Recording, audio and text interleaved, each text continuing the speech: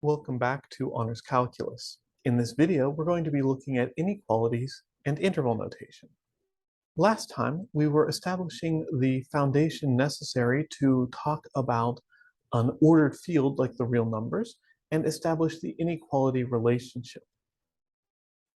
As you've seen in the past, when you talk about inequalities, you build up to the idea of a conditional inequality, an inequality that you can solve for a particular variable.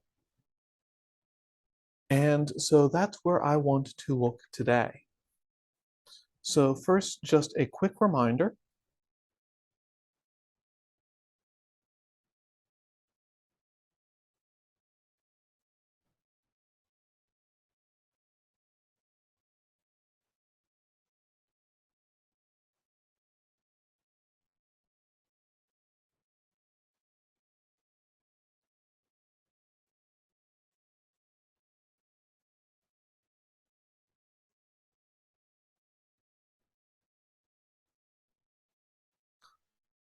If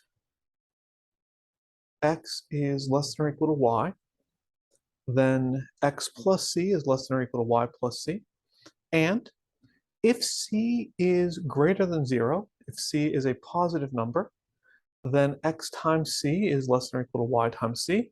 And if c is a negative number, if c is less than 0, then xc is greater than or equal to y times c. Some of those we proved last time. I'm not going to go through and take the time to prove the others, but they follow a fairly similar structure. If you want to look at the proof, you are more than welcome to. Instead, I want to build this up to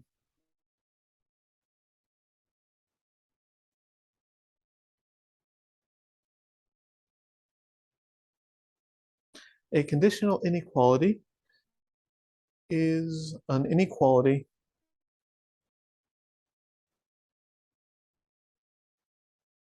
which may or may not be true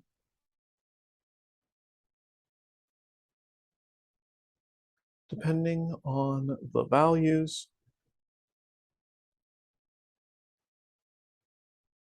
of the variable.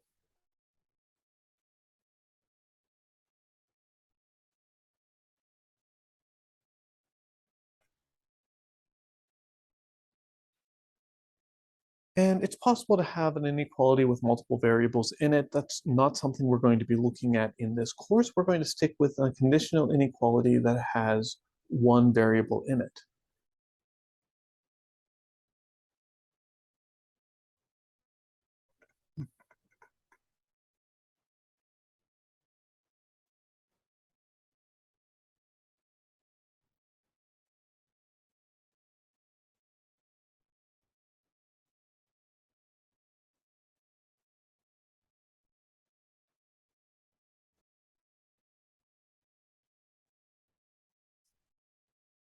We call any value which satisfies the inequality a solution to the inequality, and the solution set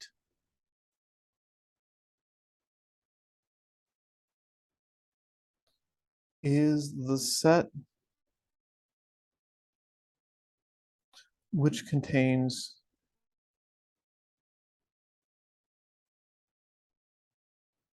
all solutions and only solutions, right? Both properties are very important. Everything in the solution set is a solution, and everything that is a solution is in the solution set. But establishing both of those properties gives us a nice, convenient way of communicating what is going on with a particular inequality and its solutions.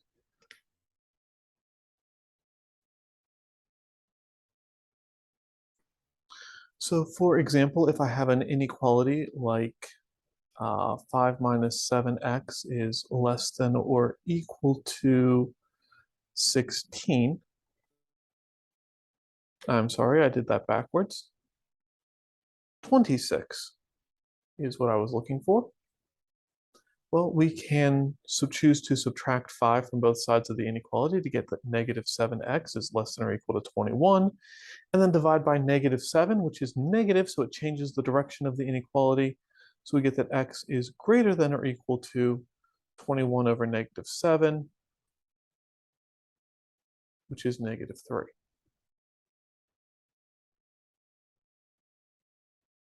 All right, so we've solved the inequality. That was fairly straightforward.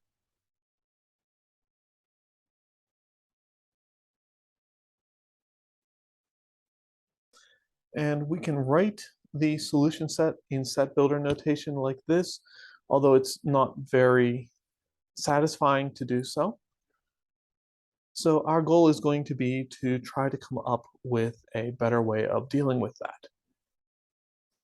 But before we can do that,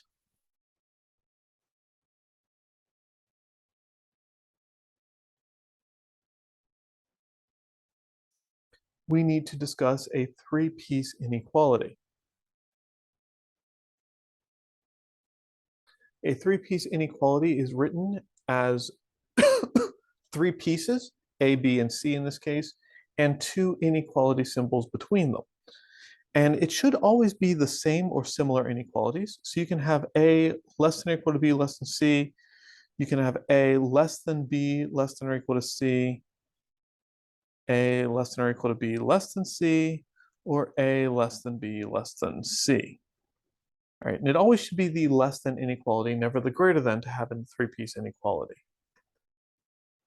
But a three-piece inequality is two inequalities in one. So A less than or equal to B less than or equal to C means that A is less than or equal to B, and B is less than or equal to C, and so on.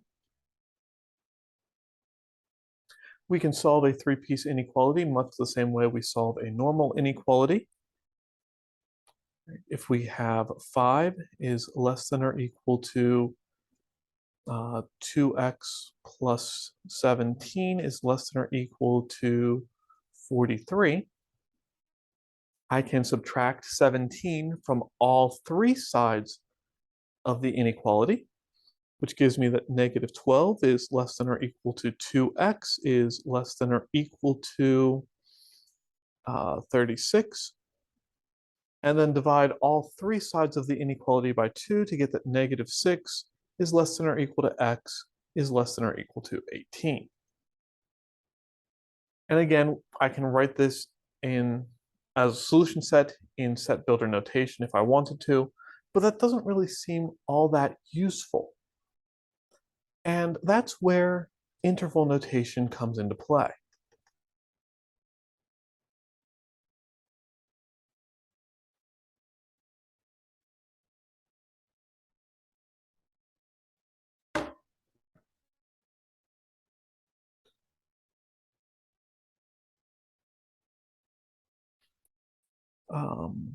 There are two kinds of intervals. The easier ones to understand are the bounded intervals,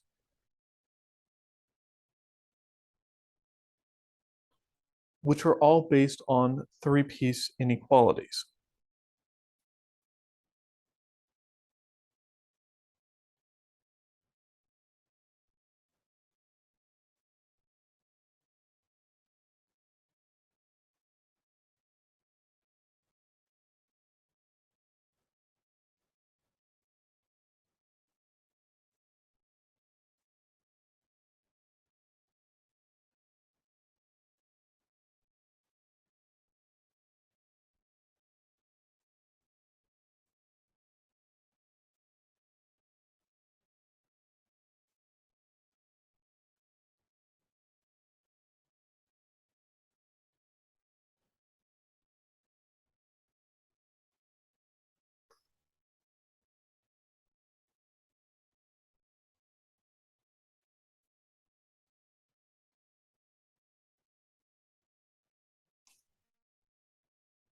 Right. So in each of these four cases, we read this thing as the interval from A to B. The first one we call the closed interval. The last one we call the open interval. The other two are open on one side, closed on the other. Right? These square brackets are called closed brackets, and the parentheses are called open brackets in interval notation. The closed brackets correspond to a less than or equal symbol. The open brackets correspond to a strictly less than symbol.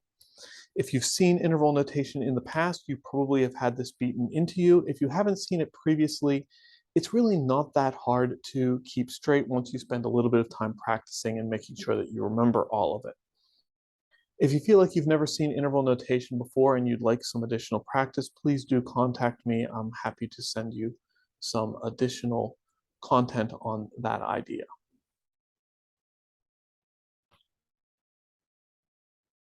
Right? But with interval notation, I can come back up to this inequality we just solved. -6 is less than or equal to x is less than 18. We can write that in interval notation as the closed interval, because it's less than or equals on both sides, the closed interval from -6 to 18.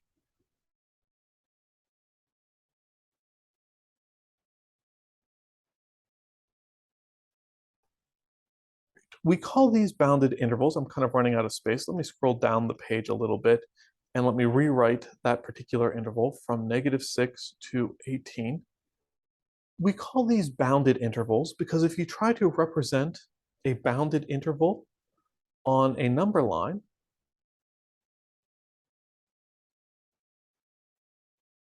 then you have an obvious starting point and stopping point. And so we call it a bounded interval if we can cut the number line on both sides and the entire interval falls inside that number line. That's not always the case. We can also have an unbounded interval.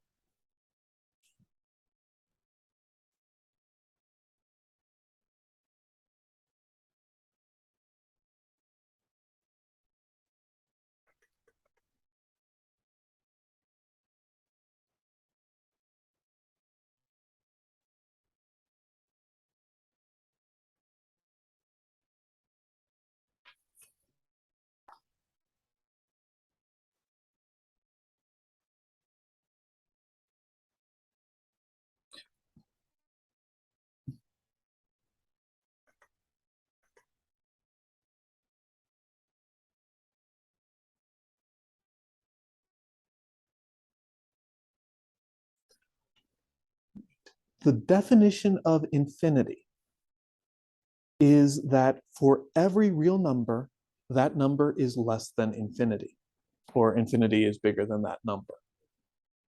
Important things to note here.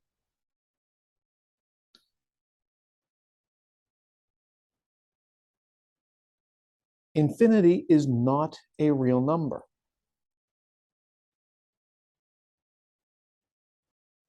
Infinity is not a number at all. It's a valuation concept is the best way I've heard it described.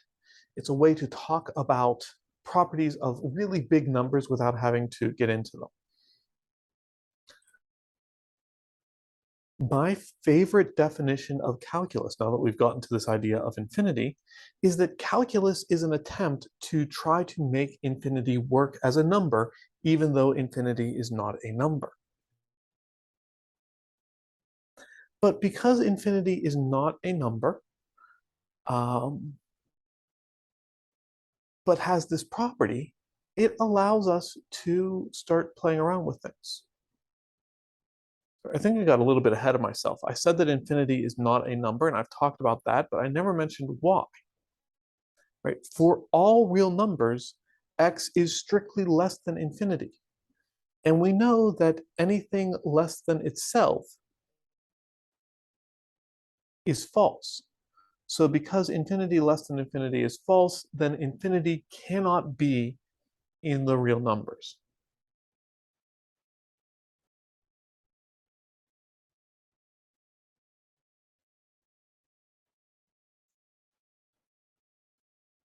The other thing that we want to notice, if I take the opposite of both sides of that inequality, it switches the order of the inequality, and we get that a real number is greater than negative infinity, or more simply, negative infinity is less than x for any real number x.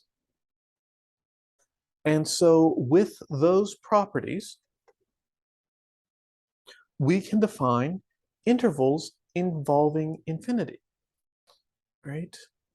The inequality x is greater than a is equivalent to the inequality a is less than x is less than infinity. Because anything is less than infinity, that second part doesn't actually add any information.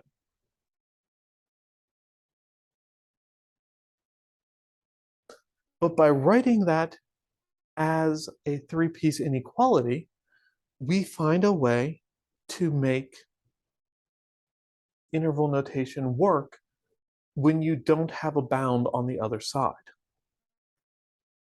All right, so we can have the open interval from a to infinity. We can have the closed interval from a to infinity.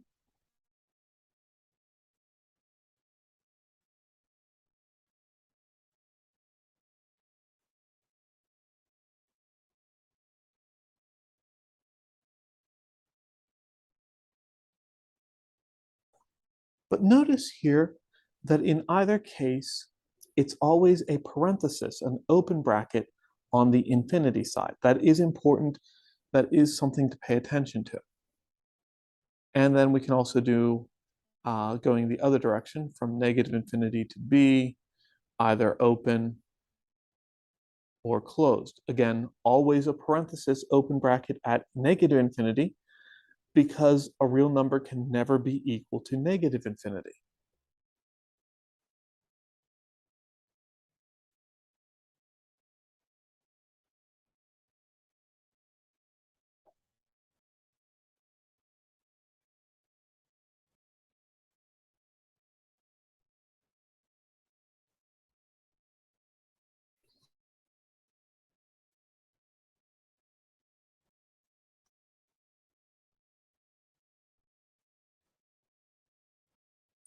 Right, so now we have unbounded intervals, and if I scroll way up to the first thing we were talking about today,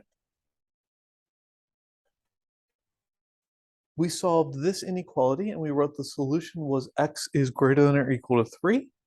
I can write that solution set in interval notation. It would be closed because greater than or equal to, starting at -3 and continuing forever, so from -3 to infinity. Right? So when we have an unbounded or a bounded solution, we can write that solution in interval notation. I do want to mention before I get too much further that the idea of a bounded set or an unbounded set actually can go beyond just our discussions of interval notation. There are other things you can do with those ideas. And that missing piece in our discussion of the real numbers, a complete ordered field, completeness has to do with bounded and unbounded sets that are not necessarily intervals. So something to look forward to as I keep trying to scroll down to get to some clear space so that I can keep going through this lesson. All right.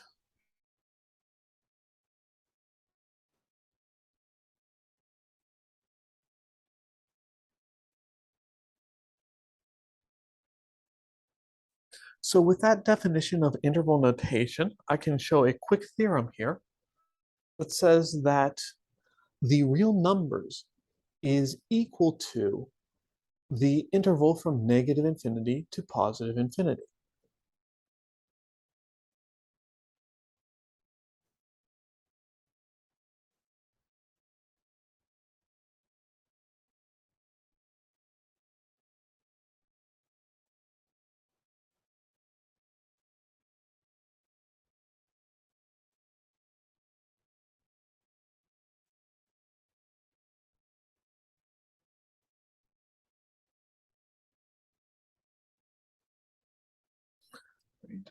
We'll start off with the definition of an interval. The definition of an interval says that the elements are all in the real numbers.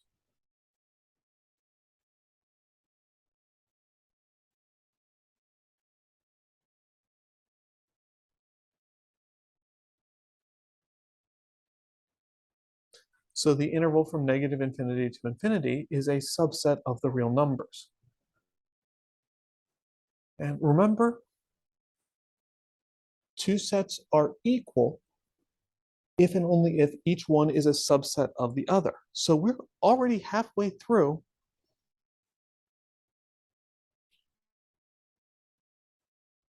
writing the proof.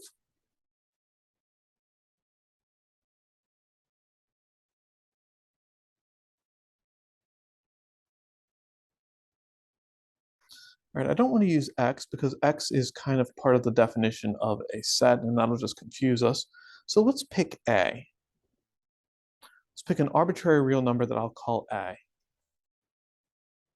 If I can show that a is in the interval from negative infinity to infinity, then I will have shown that the real numbers is a subset of the interval from negative infinity to infinity, which means that they're equal, and that'll prove our theorem.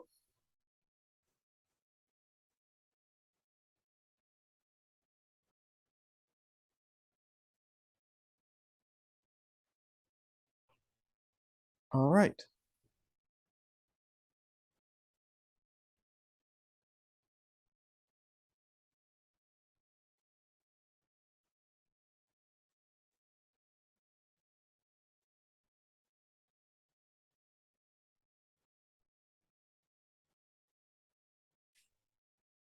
I didn't go through and prove the second part in detail, but I did mention it. The definition of infinity is that for all a in the real numbers, a is less than infinity. And I mentioned that that means that a must be greater than negative infinity for any a in the real numbers. So that means that negative infinity is less than a is less than infinity, the three-piece inequality.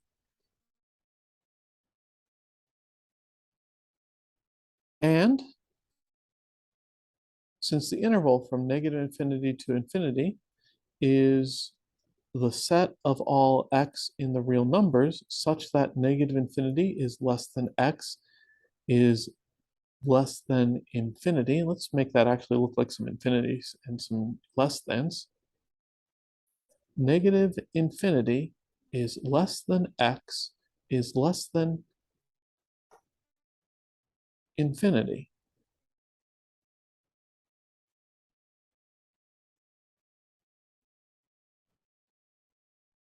So that means that a is actually in our interval, which means that the real numbers are a subset of that interval, and by subset inclusion, the real numbers are in fact equal to the interval from negative infinity to infinity.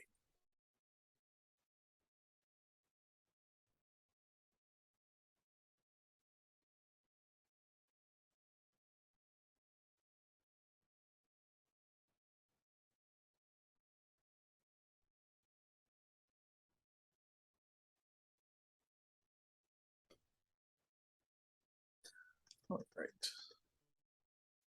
A lot of vocabulary, but not a lot of problem solving, or at least not a lot of new problem solving.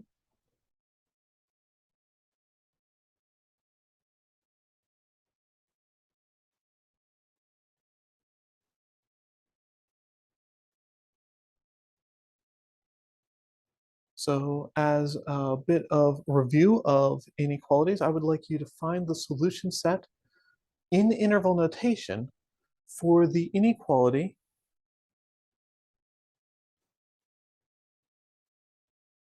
25 is strictly less than 7x minus 9, which is less than or equal to 48. All right. Hopefully not too challenging. We didn't spend a lot of time on solving inequalities in this video because that's something that you should be familiar with already. So, interval notation may or may not be new to you, but we've talked a little bit about that. So solve the inequality, write the solution set in interval notation, see what you come up with on that, and I'll see you in the next video.